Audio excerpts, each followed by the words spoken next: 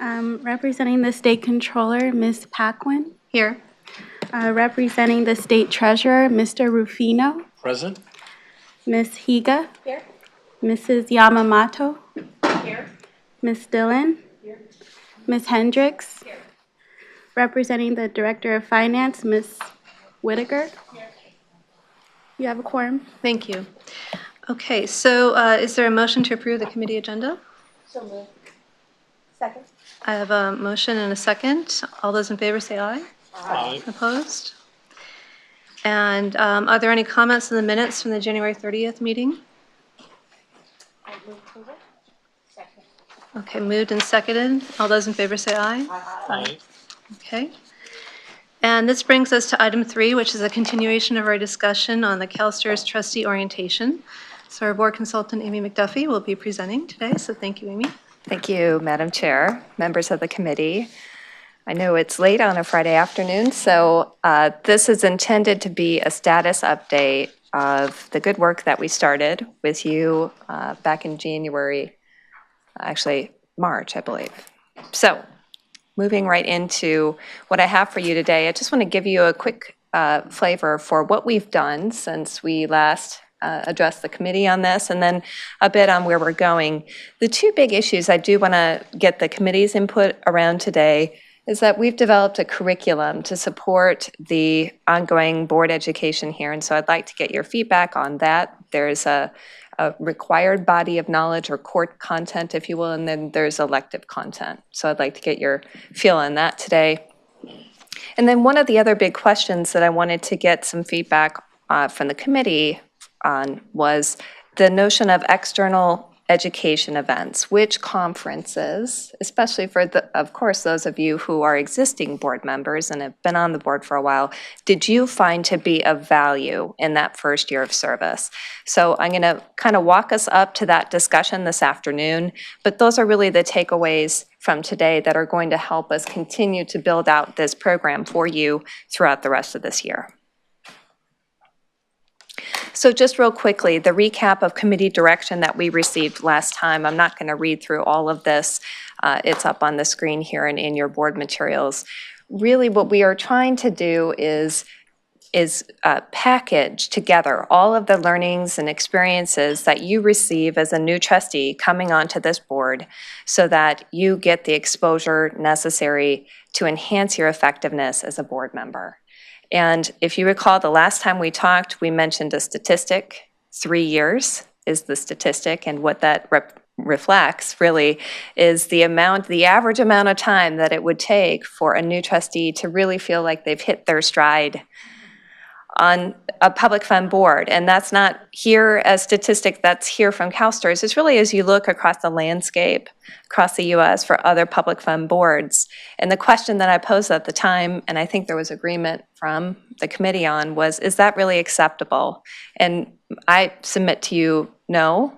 That was my feedback to you at that point. And so that's why we've begun this journey to try to really more tightly synchronize how you get onboarded.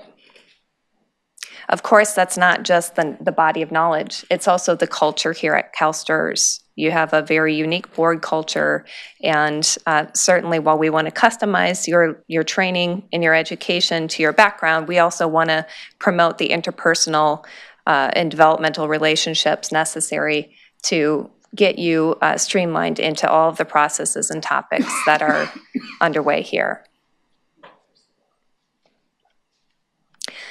So the reason I show this to you today is it's our core definition that we've come up with and that we're building the program upon. Later this year, when we bring the education policy to you, because right now, and this was an attachment to your board materials today, trustee orientation and how you become acclimated to CalSTRS is captured in your education policy. So this would be a component then of your education policy when we have you look at it next. And again, just underscoring the important words here, a structured set, formal and informal, within the first year of service, so the first 12 months. And again, it's not just your knowledge and skills, but the cultural engagement that's here among your fellow board members, as well as your executive staff, and even your constituency groups and stakeholder landscape. and consultants. So that's how we're defining the program. The elements Excuse that me. we, Amy, can I interrupt you? I think we have a question from Sharon. sure.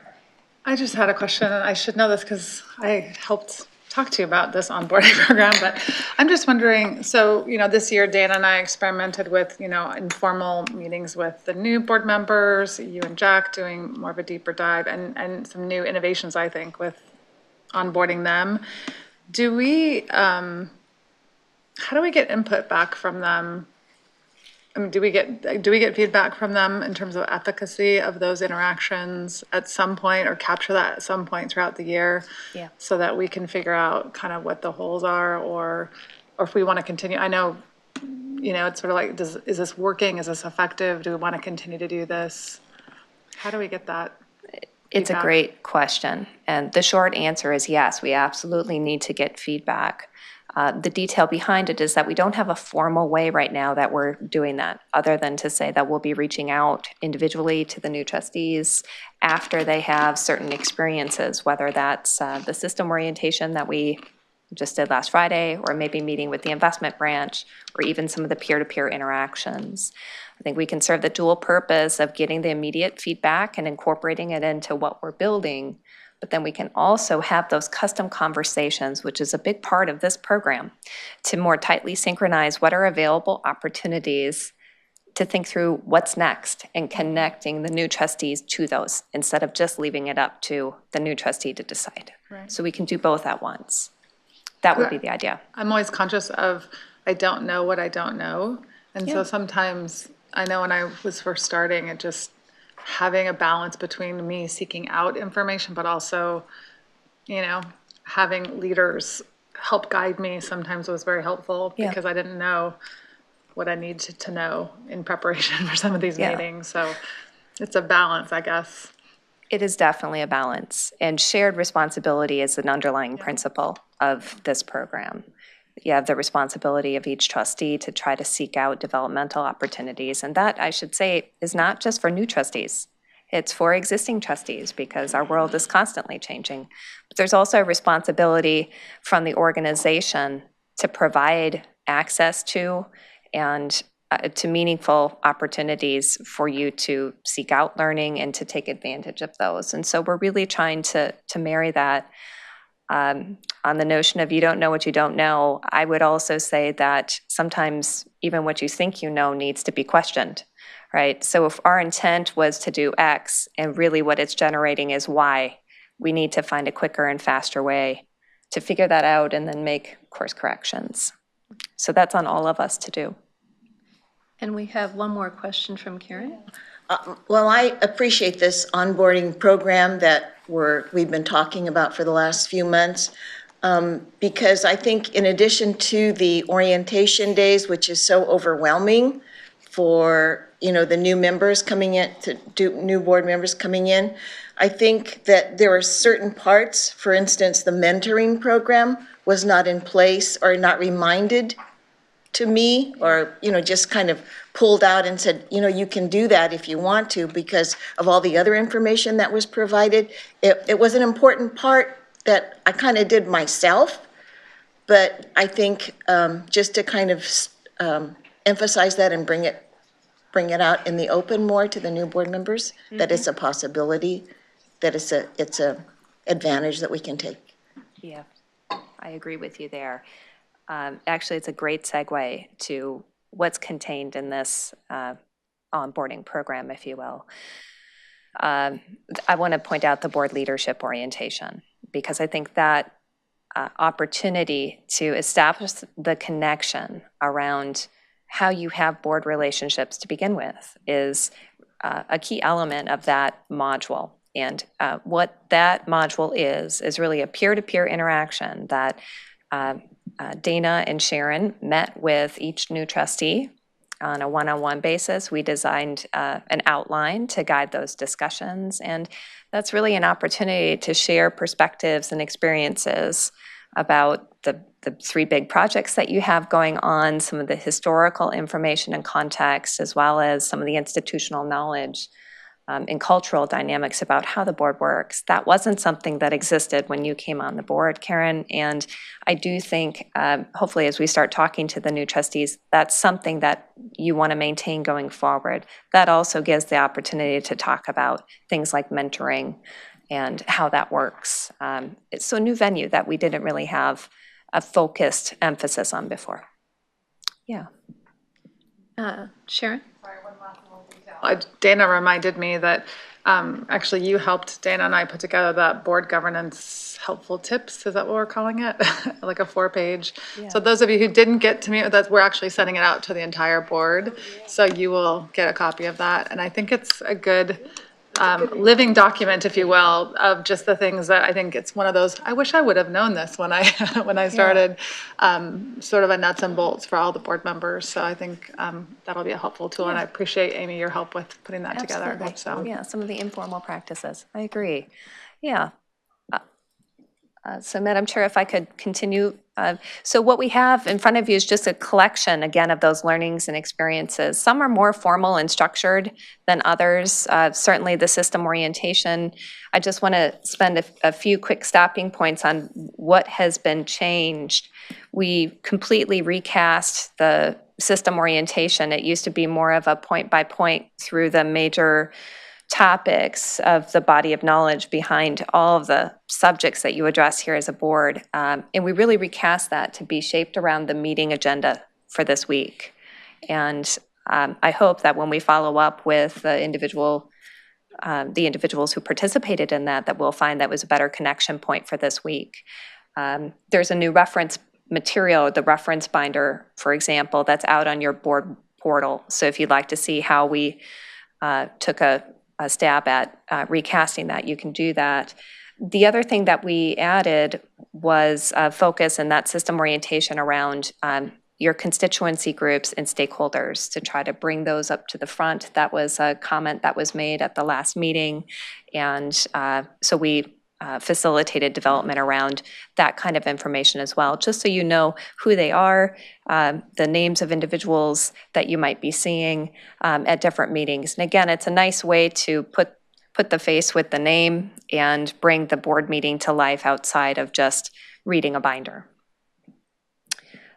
So that's a good improvement there. The investment branch orientation as well, Chris and his team are expanding the information set there. So it's not just your substantive asset class overview, which is very helpful, I know, for you as board members, but also talking more on the business model side, the past, present, and future, including the collaborative model to set some seeds there. So that's been done. We already mentioned the board leadership orientation.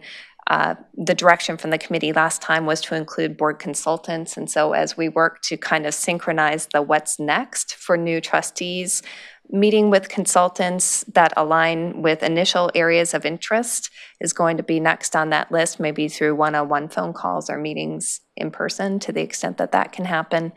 Immersive training, you heard about this yesterday. So instead of just doing a tour of your call center, you had new trustees that actually got to wear a headset and listen to some of the calls. And this is just the notion of bringing you closer to the member.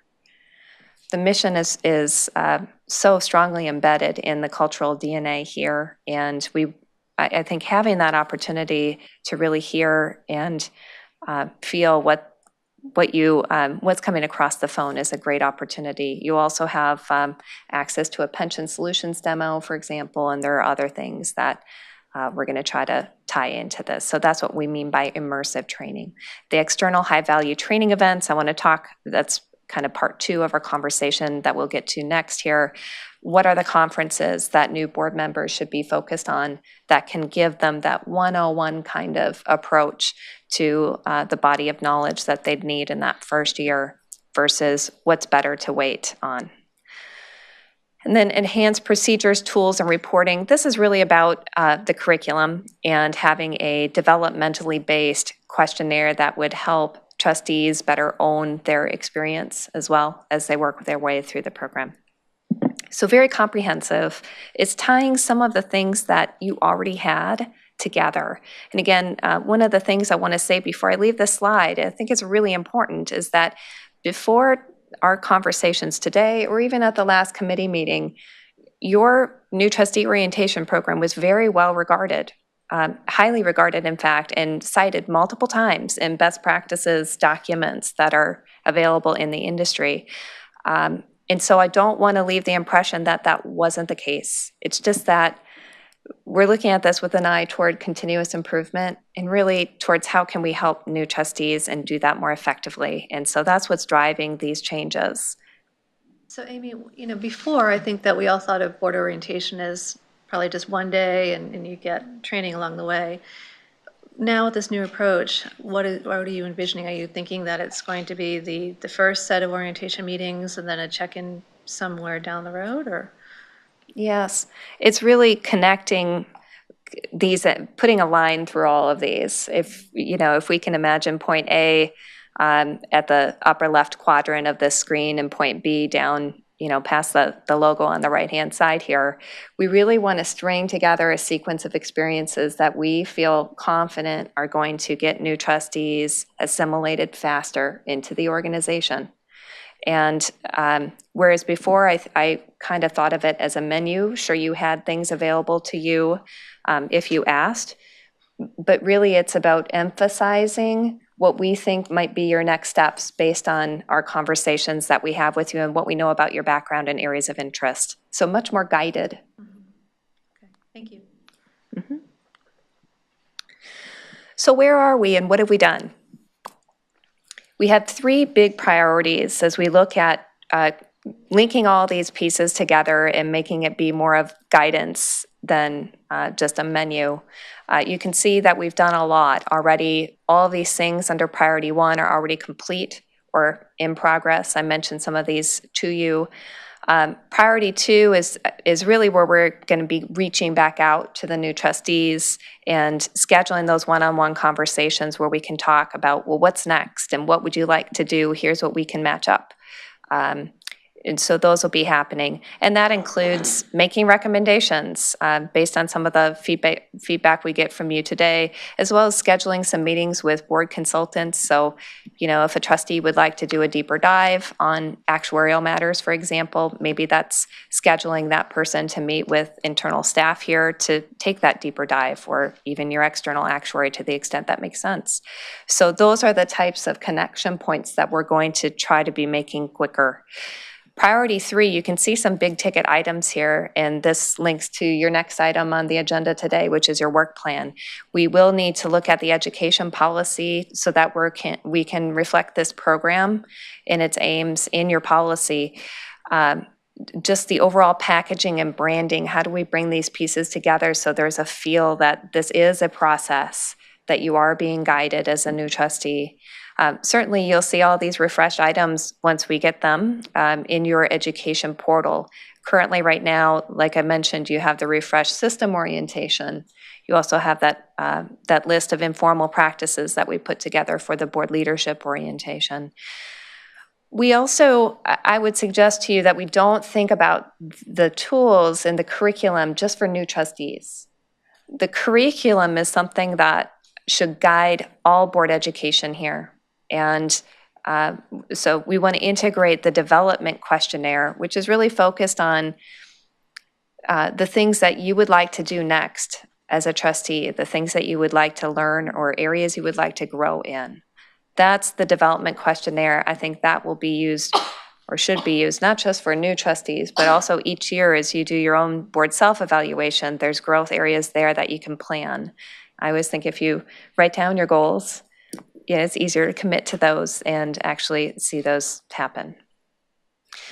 So that's really the path. We've accomplished a lot. You can see, we have a couple of major categories of items in front of us, but the idea is that we'll conclude in the fall of this year and have this reshaped program, while at the same time make sure that we can sufficiently bring on board the new trustees who are joining us, who have joined us, and who are joining us, so that they feel that obviously they're getting the access and education that they need to be able to fulfill their duties. Any questions on where we're going? I don't have anybody in the queue right now. Okay, terrific. So moving on to these last two areas where I'd really like to get your input. I think we're at a good spot where we've thought through if we had a required body of knowledge and an elective body of knowledge, what would that look like? And the way that I like to think about these topics, and some of you have heard me talk about this before, when you think about governance, is in three big areas, and that's what you see across in the dark blue. All the decisions that the board makes relative to its own performance and operations. The middle category, all the decisions that the board makes relative to the organization. And then on the plan governance side, you see your plans and your programs. And so when I think about the topics, I like to think about them in this area. And this would be reflective of the essential areas that I think not only are necessary to fulfill your duties as a trustee, but also to give you that platform from which you can think about other applications and practices. I do want to make the point that the items you see in the board category on the left-hand side of the screen, those are not just limited to that box. They really flow, if you could draw arrows all the way across the page through the organizational decisions, through your plan decisions, those are basics, those are essentials that will serve you well in those other two categories. Sustainability is one thing that I wanted to highlight because as we developed our suggestions around requirements, we looked at a number of other instruments. The state of Texas has a very detailed minimum educational training curriculum for trustees and pension fund administrators. So we looked at that. We also looked at curriculums from industry associations for public fund benefits and really tried to make sense of what others see as essential. Most of what we see that others think is essential is focused on the board side and the plan side. And many times on the organization side is where it's light. You might see some talk about financial controls, audits, and risk management. That's usually a topic. But the notion that you're actually managing a staff and a culture through your CEO and CIO, and certainly some of these emerging issues like cybersecurity and information technology are not quite yet on the curriculums as essential topics, but we think they ought to be. Sustainability would be another one that you would not see as an essential topic, but it's embedded into how you do business here. It's not just your investment practices, it's across the enterprise. And so because of that, because of your positioning with that topic, we really did feel like that's an essential stopping point here. So you have 11 topics across these areas. This would be your required body of knowledge for the curriculum. So looking forward, what would be elective then? What things would you layer on top of that? And you can see the topics that we have here.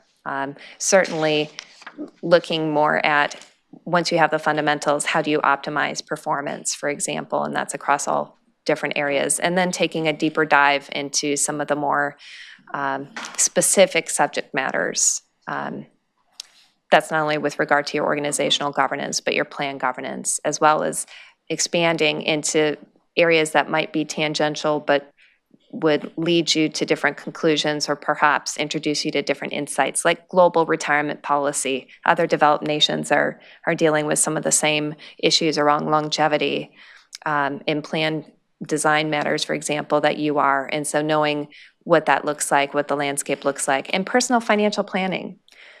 Knowing what your members are thinking through and what they have to deal with as they plan for their financial security, student debt, for example, how that plays into retirement preparedness, budgeting, estate planning. There's many topics within that. So that's kind of the plate, if you will, of what we're thinking could be a good elective body of knowledge. There may be other topics that you may want to see either in the required body of knowledge or elective, but that was our initial starting point to say, let us know what your reaction is. What do you think about this?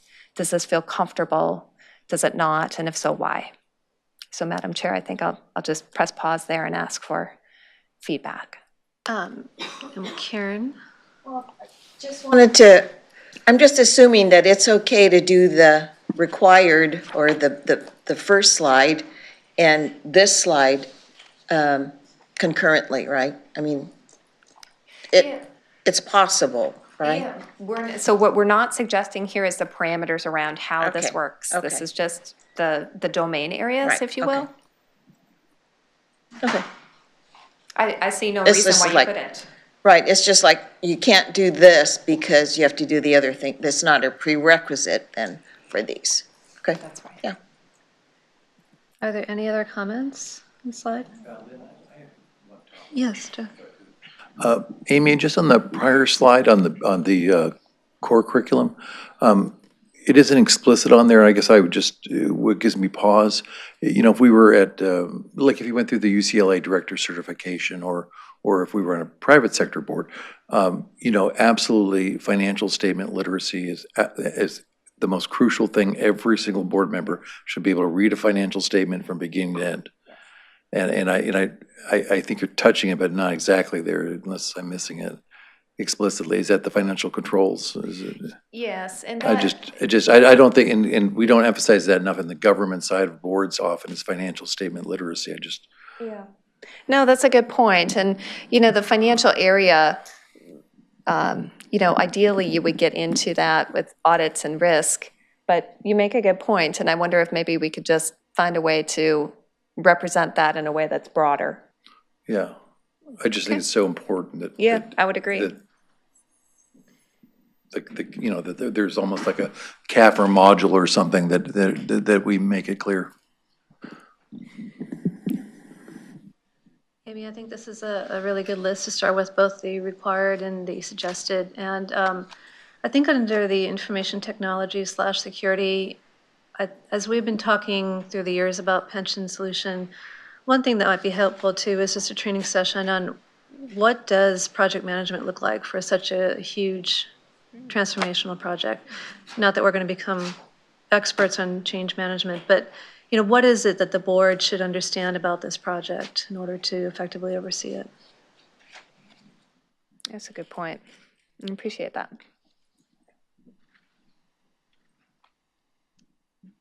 I don't have anybody else. Karen? So in the required body of knowledge that's up there now, then the curriculum that's going to be established will guide and suggest or make available to the board members as to how those things might be done or the process for those to be accomplished, Yeah, so you're whether or not it's external or internal. Yeah, yes. So the how is what you're getting at. How would we acquire that knowledge? And, you know, these are the high-level topics. The curriculum would have some bullet points underneath each to be more descriptive, so that you could kind of self-select, you know, after I read this list, I might want to know more about, you know, the financial statements, for example, or the evaluation process under executive management. And then the idea would be that we talk with you about what areas you're interested in learning about, and then we say, well, you know, here we could do that internally. Maybe the project management side of it, for example, you could meet with Cassandra and Ashish for an afternoon and talk about, you know, what does the project management look like? Or there's a project management webinar that's coming up on, you know, from NCTR or one of the other industry organizations. We want to be able to pair you better and more quickly with opportunities that we see available that could help you. Okay. So that's the idea, whether it's internal or external, we just have to get that content faster. Got it. Yeah, I appreciate that. Thank you. Yeah, I think we're good for now. okay. All right, moving forward, and this is just the last stopping point. Just curious to hear feedback from trustees who have been on the board for a while. What did you find helpful in your first year of service to the board? What conferences, what external events did you find helpful? This could also include what publications you found helpful, because that's a big part, the reading part as well. So, Madam Chair, I was just curious to get some feedback on that too. Sure. Sharon? one of the things that I didn't realize I could do that I started taking more advantage of that I think is the most helpful is like on the actuarial stuff to go hang out with David Lamoureux for a couple hours and to do it separately. So instead of what we typically, like when I came on board, it was like a whole day upstairs, the binder, here's everything you need to know about CalSTRS, and then you're kind of done, and then you just sort of walk through the life of a board member. And I have found it extremely helpful, even now, 8 years in, to spend time with Milliman on the phone, before the conversation we had this week. And sometimes I'm not sure board members know they have that opportunity. They can pick up the phone, they can, when they're in Sacramento or somewhere, they can meet with staff.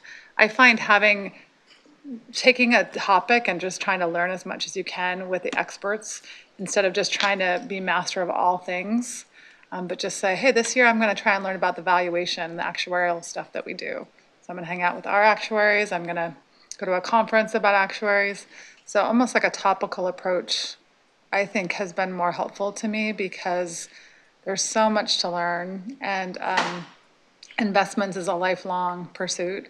And so I just find it to be helpful. And I think because we have amazing staff, I personally think conferences are kind of almost not the most helpful to me. I find talking to our staff, and then obviously talking to our consultants, and being able to talk about specific issues we're dealing with at CalSTRS, so it's customized to us, has been probably the most valuable thing, besides Dana telling me her wisdom.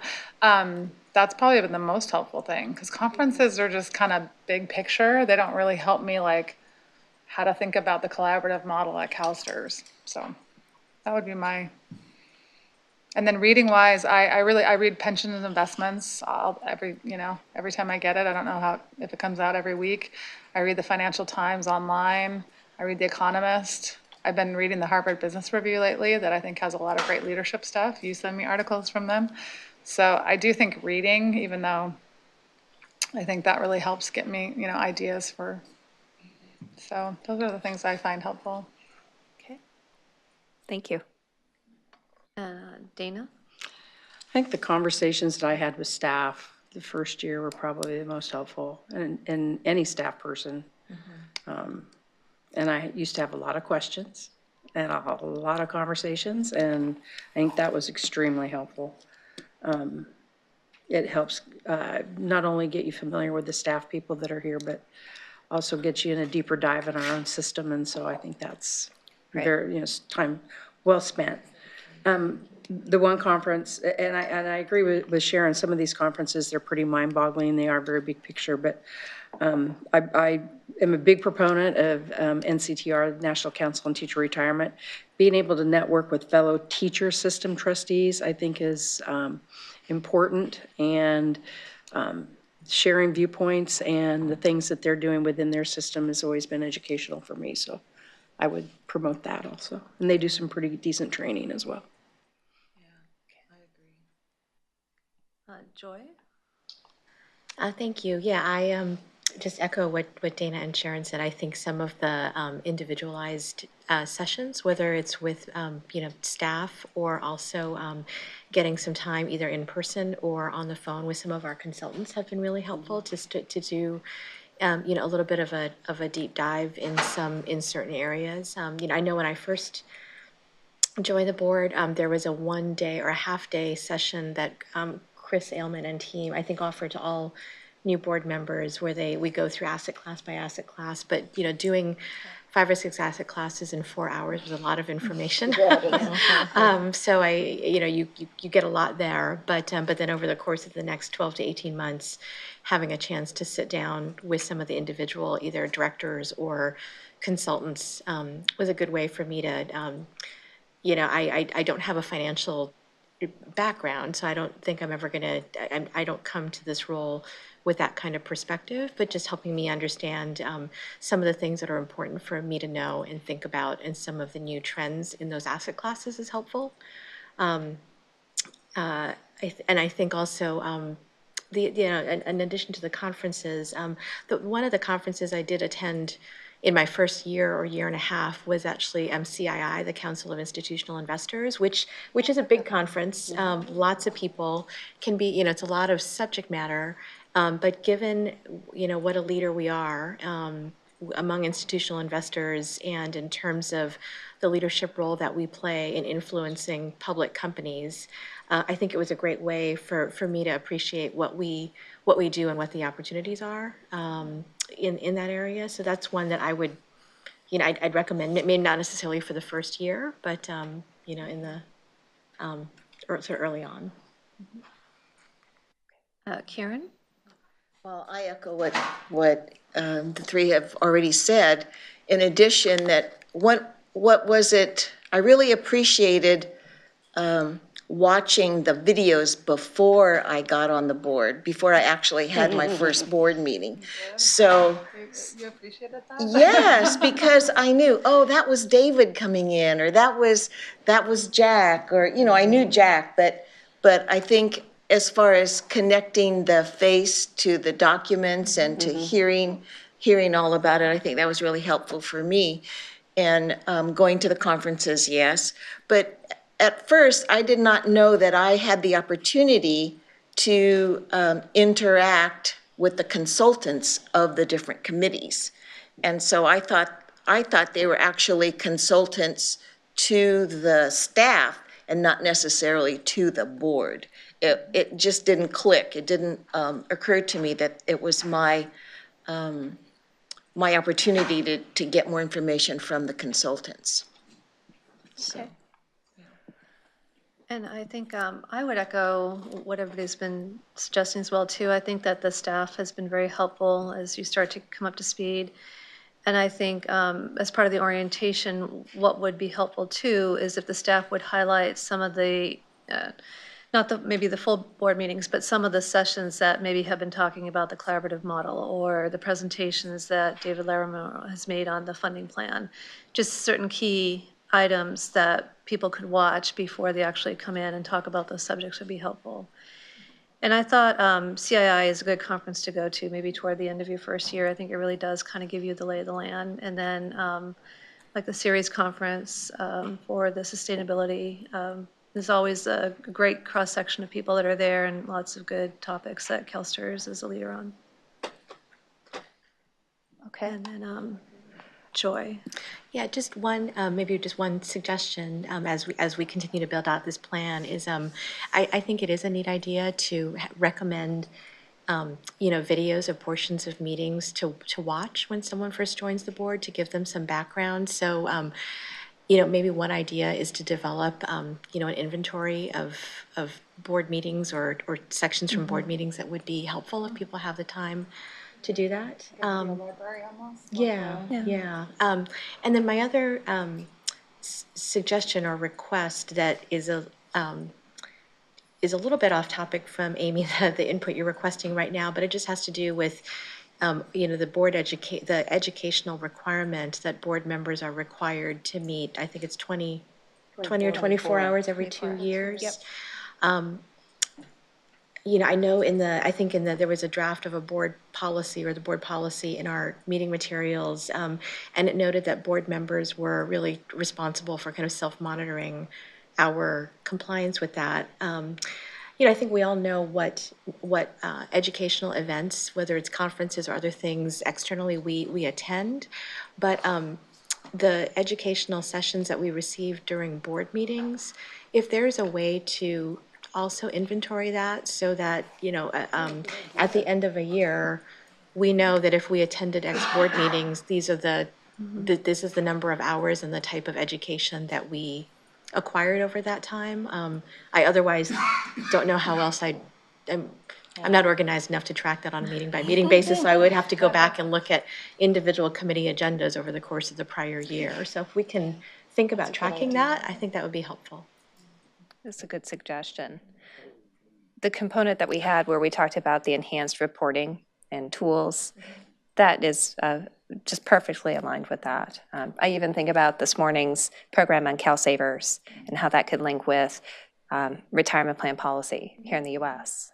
Because access, of course, is one of the biggest issues. So I think Amy's going to look into that. I have my list. I have my list. So, yeah, just flag that for your list. Yeah, but I'm working with Jill to think through how can we better connect this back in a way that gives you the tools, to actively monitor. And so if pointing that out would be helpful, we can certainly think about how to best get that done. Dana? We've had some really terrific educational speakers during our board meetings, and if there's a way to, like Joy was talking about, cataloging those and allowing people to have access. And it's not like you can take a clip, well, we probably could take a clip out and then organize it and then have maybe something on our website. It's a lot of work, but easy access to even the ones that we've already had in the past might be a project for someone down the line. I see you ducking behind Amy's head, Brian. Jack was referring to the gal that we had when we were in Palo Alto. That would have been great to capture on tape, but well, not that we have it, but it would have been fun. But we've had some really great things happen to us here, so yeah, that'd be cool. Okay. Anybody else? Okay. Just to clarify, so I know many of you have gone to Rotman. Is that a first-year kind of program or no? Okay. That's what I thought. I just wanted to get some consensus there.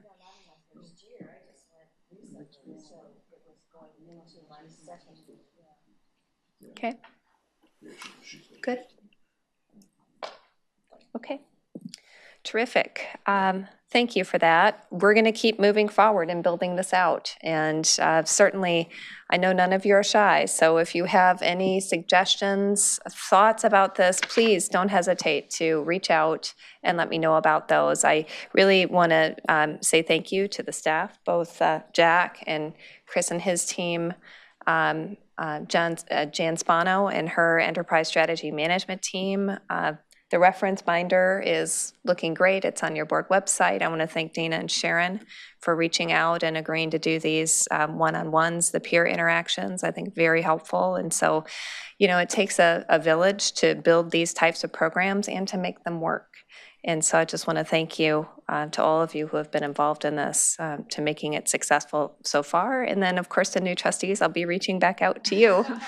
To talk about, Frank left, but to talk about what's next for you personally and how we can get you onboarded. So that's really all I had today. I thank you for your input. This was helpful, and happy Mother's Day. Amy, thank you so much for your work on this project. This has been a great project, and you've gotten so far so fast. We appreciate it. And happy Mother's Day to you, too. Okay, that brings us to item number 4, which is the committee work plan input for next fiscal year. And as Jill's coming up, the trustee onboarding program will continue throughout the meetings that we have scheduled for next year. And then I know that Jill and her team are doing a very comprehensive review of all of our policies that we have and trying to split out the policies that apply to board only versus staff only, and that will be a very big topic. So Jill, would you like to describe that a little bit more? Sure. So purpose of this item is to discuss the work plan for the next fiscal year. Committee responsibilities do include, reviewing the board policy manual, providing for educational opportunities for trustees. And so in that vein, the items that are being brought forth for the work plan for next year are in line with those responsibilities. So the first item would be Board Education Forum. Again, we'll continue with that. So every meeting will have some sort of board education, and we haven't determined the topics yet. We'll obviously work with Lynn and the state controller, and we'll and with Amy, and see some, if there are some interesting topics that can be brought forth for the committee next year. The other item, which is a big chunk of work, will be reviewing the board policy manual. And there's some, basically taking a holistic view of it. And there's a lot of things that we're looking at revising. I'll let Brian talk to some of those. He has some great ideas for that item. Thank you. Well, the first thing is we were looking at, working with the Director of Compliance, Dina Amount, and looking at, we have now an internal policy oversight program for our enterprise-wide policies. You own the policies in your policy manual.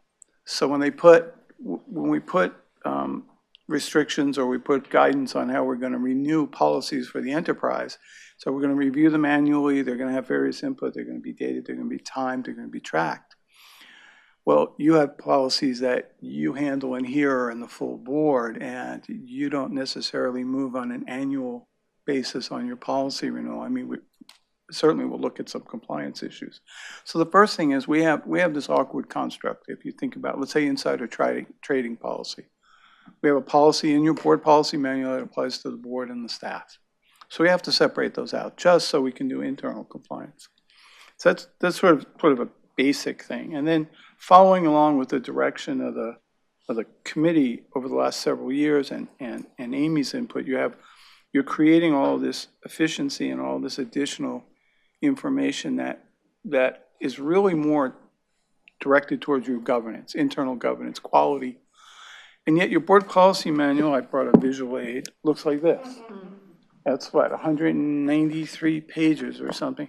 And the entire first chapter cites Prop 162, which was enacted in 1992.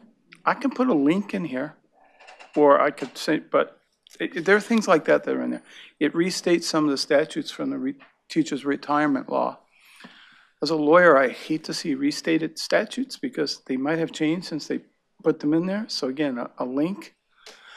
So what I'd like to do is working with Amy and others is come up with some best practices and really have you have like a manual that's a handbook that includes some of these really forward-thinking things that you're doing about your education, your travel, kind of things that really relate to your governance. And those things that are resource or they're organization-wide, to rethink those. And so what we're proposing is all work together to try to come up with maybe a work plan to do this.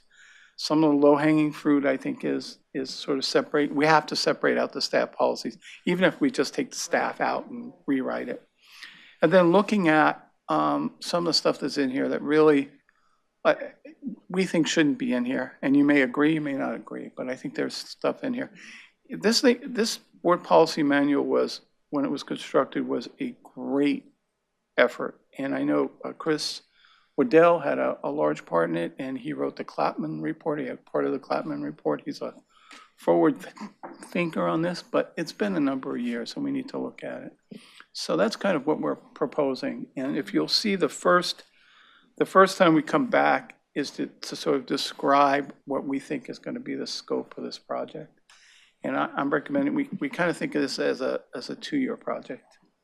I think we finding out, and we will get some benchmarking and best practices from other people that are dealing with that. But I think it's about time. Well, thank you. Are there, did you have anything else to add, Jill? No, just the additional item was the trustee onboarding program review, and Amy touched on that. So obviously that'll be an item that is discussed throughout the next fiscal year as well. So, and I'm excited because I think we'll look at some graphic updates to the board policy manual just from a visual perspective. I'm excited to maybe give it a facelift a little bit. So, Great. I think that's it. Any questions or comments from the committee? I don't see anybody in the queue, but we really appreciate all the work. I know this is going to be a very exciting year and a lot of moving pieces, but very happy about it. So thank you. Okay. So that brings us to item number 5, the review of information requests. And I didn't note any. Do you have any? No. Okay. And item 6 is a draft agenda for the next committee meeting, which is scheduled for November. Are there any comments or additions? No? Okay. Yes, for item 4, I think that was going to be an action item and not a second reading because there wasn't, it was in my anticipation, there would have been a first reading today, and it just didn't happen that way. So, so that'll be an action item, I believe, and then I'll have to talk with Amy because I think maybe that had something to do with the trustee orientation. Yeah, revisions. So that'll probably be an item that Amy presents. No, it's part of the work plan. Yeah. Yep. Okay, thank you. And opportunity for statements from the public. I don't see anybody here, so I think that is, I'm sorry? Not today, it's Friday. So then this meeting is adjourned. Thank you, everybody.